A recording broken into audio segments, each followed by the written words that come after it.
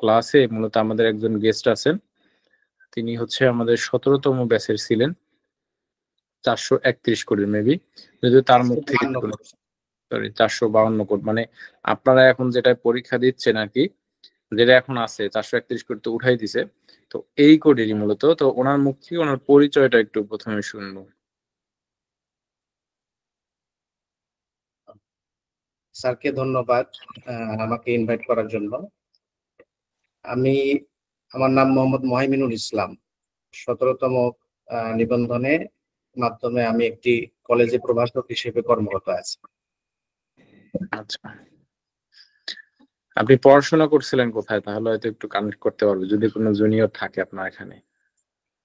আমার graduation IUBAT university থেকে এবং পোস্ট গ্রাজুয়েশন জাহাঙ্গীরনগর ইউনিভার্সিটি থেকে, সিএসসি। IUBAT এর অনেকেই এখানে আছেন, যারা কেউ থাকলে তারা একটু কমেন্ট করেন যে আমরা আছি, ইয়েতে জানাইন। আচ্ছা, তো আমরা মূলত আপনার যে ভাইবা অভিজ্ঞতা ১৭তম, সেটা একটু শুনতে চাচ্ছি, যে আপনি একটু আপনার ভাইবা অভিজ্ঞতাটা শেয়ার করবেন আমাদের সাথে। শুরুতে আমি যখন ভাইবা দিতে গেলাম, আমার মেইনলি প্রথম কাজ ছিল ডকুমেন্ট গুলোকে প্রিপেয়ার রাখা। যে এনটিআরসি এর পক্ষ থেকে একটা নোটিশ করেছে অলরেডি 18তমতে যেরকম, ঠিক তেমনি 17তম একটি নোটিশ করেছিল। তো ওই নোটিশ ফলো করে যে ডকুমেন্ট গুলো ছিল এগুলো প্রিপেয়ার করে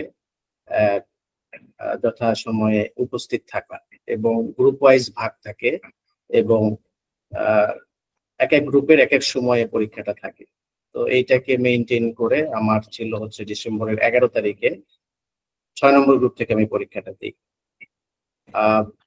শুরুতে ডকুমেন্ট গুলোকে ভেরিফাই করে নেয়, একটা শিটে উঠায় নেয়। উঠিয়ে নেওয়ার পরে আমাদেরকে অপেক্ষা করতে হয়। অপেক্ষা করার পরে যখন সিরিয়াল আসে আমরা ওয়েট করি। কল করার পরে আমরা ভিতরে প্রবেশ করলাম। তো শুরুতেই পরিচয় জিজ্ঞেস করলো, পরিচয়, তারপরে গ্রাজুয়েশন বই থেকে এইসব। আমাকে টোটালি প্রায় 4-5টি কোশ্চেন জিজ্ঞেস করছিল। তো এর মধ্যে ছিল ডিবিএমএস কত প্রকার, এরপর আরেকটা কোশ্চেন ছিল এনটিটি কি, অ্যাট্রিবিউট অর টুপল কি, সেলুলার নেটওয়ার্ক থেকে একটা কোশ্চেন করছিল, সেলুলার নেটওয়ার্কে কি ব্যবহার করা হয়। নেক্সটে সবার লাস্টে করেছিল যে এইচটিএমএল এর লিমিটেশনস গুলো কি কি। আচ্ছা, এগুলো কোশ্চেন করছিল। এর মধ্যে কিছু কোশ্চেন আমি পেরেছি, আর কিছু কোশ্চেন দেখা যাচ্ছে আমি কনফিউজ হয়ে গেছিলাম। যেটা উত্তর করতে চেয়েছিলাম অন্যটা উত্তর হয়ে গেছে নার্ভাসনেস এর কারণে। এই ছিল আমার ভাইবা অভিজ্ঞতা এবং কোশ্চেন গুলো। ওভারঅল আমার পরীক্ষাটা তেমন ভালো ছিল না। মেইনলি আমার কাছে যেটা মনে হয়েছে যে ড্রেস আপ, তারপরে একাডেমিক সার্টিফিকেটস, এগুলো ঠিক থাকা, উপস্থিত থাকা, এটা মেইনলি আসলে আমি মনে করি যে নিবন্ধনের ভাইবার জন্য জরুরি। মানে ভাইবা নিয়ে খুব বেশি প্যানিক হওয়ার কিছু নাই। না, আমি তো কোনো কিছু দেখিও নাই। যেটা আমাদের রিটেনে প্রিপারেশন ছিল 452 কোডের, তো সিলেবাসটা একটু বড় মনে হয়, মানে হ্যাঁ, তুলনামূলক এটা বড় 431 তুলনায়। আর ভাইবার বোর্ডে যারা থাকেন তাদের সঙ্গে সালাম আদব কায়দা দেখানো, বেয়াদবি না করা, এটাই যথেষ্ট। রাইট, এটাই হচ্ছে মেইন বিষয়। আপনার ইয়াতে রিটেনে মার্ক কত ছিল? আমার রিটেনে 77 মার্ক ছিল। 77। আচ্ছা আচ্ছা। মেরিট 14 এবং সিরিয়াল 18। আসসালামু আলাইকুম, একটা প্রশ্ন ছিল। জি অবশ্যই। জি ভাই, আপনি তো শীতের সময় ভাইবাটা দিছিলেন, আপনার ড্রেস কোডটা কি ছিল? স্যুট পরে গেছিলেন? হ্যাঁ, আমি ব্লেজার পরে গেছিলাম।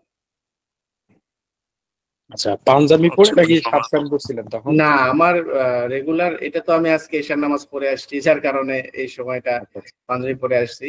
তাছাড়া নরমালি শার্ট, কমপ্লিট স্যুট পরে গিয়েছিলাম।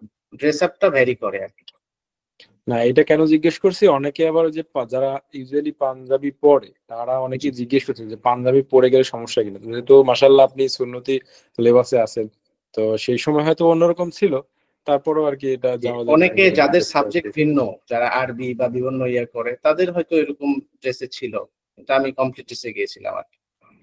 আচ্ছা আচ্ছা। আর আপনি যদি এমনিতে আমাদের আসলে যেহেতু 17তম থেকে আমরা শুরু করছিলাম আইসিটি ইউজার প্রোগ্রাম, আপনাদের থেকে, তো সেই সম্পর্কে যদি একটা কথা বা আমাদের কোনো পরামর্শ থাকে তাহলে বলতে পারেন। স্যারের আমি শুরুতে স্যারের একটি মানে 452 করে স্যার একটা গ্রুপ করেছিলেন, সেখানে আমি যুক্ত ছিলাম। আমার মেইন উদ্দেশ্য ছিল যে স্যার যে লেকচার গুলো শীট আকারে দিতেন, আমার তো বাইরের নোট ভালো লাগতো না, আমি সাধারণত ইংলিশে অ্যান্সার গুলো করছি। তো স্যারের নোট গুলো ফলো করছিলাম, করে আসলে পরীক্ষাটা দিছি। পরীক্ষাটা ভালো হয়েছে। স্যার তো এখন বই আকারেও নোটগুলোকে আকারে সাজিয়ে দিয়েছেন। হ্যাঁ, সকলে আমরা কোশ্চিন বই, গুলো জি জি স্যার, বলেন বলেন এই বলেন। কোশ্চিন গুলো অনেক ভালো ছিল, স্টার মার্ক করা ছিল। এটা স্যারের একটা গুড এফোর্ট আর কি, মনে করি।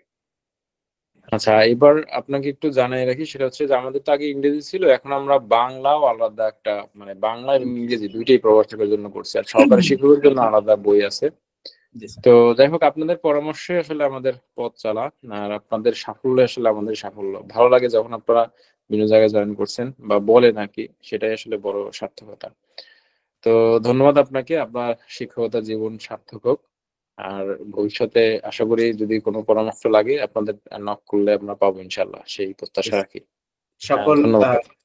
18তম নিবন্ধন ভাইভাতে যারা অংশগ্রহণ করছেন তাদের সকলের জন্য শুভকামনা এবং আমার জন্য দোয়া করবেন সবাই।